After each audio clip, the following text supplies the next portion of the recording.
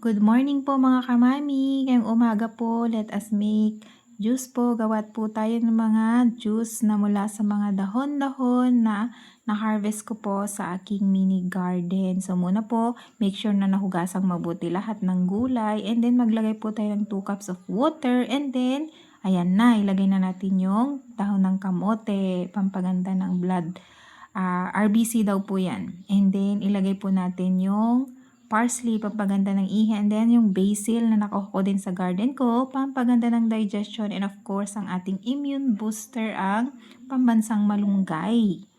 Ayan po. Tapos, isunod po natin ilagay yung cucumber, na harvest ko din po yan sa aking mini garden.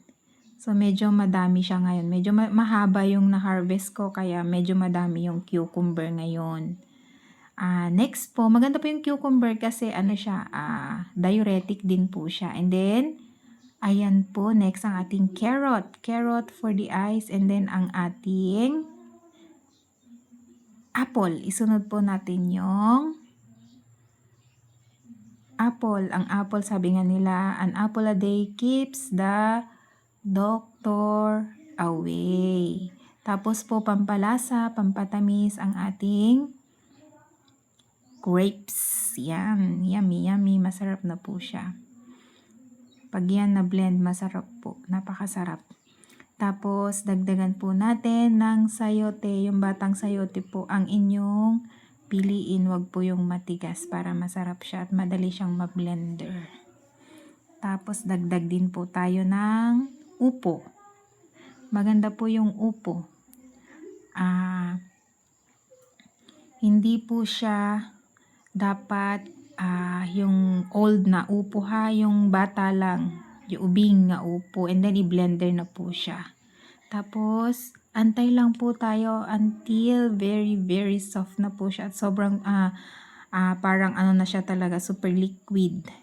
Puree na po talaga. So, mag-antay lang po tayo, i-juice po natin mabuti, i-blend natin siyang mabuti para hindi po tayo mabilaukan kapag uminom po tayo. So usually, nilalagyan ko yan ng honey kapag medyo matapang yung mga dahon-dahon, pampatanggal ng kanyang katapangan. Naglalagay po ako ng honey or konting muscovado sugar. So, itong mga kombinasyon po na ito is maganda po sa ating health. So, natutunan ko lang din po siya sa kanonood at saka sa mga nutritionist po.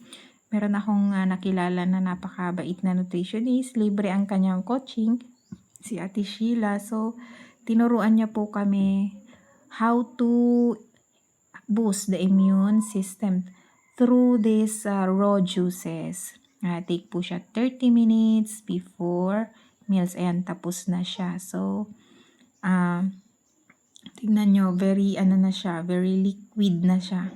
Tapos, maglagay na po tayo sa baso. Ready to drink. Should be taken 30 minutes before meal or 30 minutes po after meal. Mas maganda po on empty stomach. Wow, yummy yummy ang ating kupas. Tapos, ayan, ayusin na natin. Mamaya ililipat ko na yan. Ayan na, ready na ang ating breakfast. Meron na tayong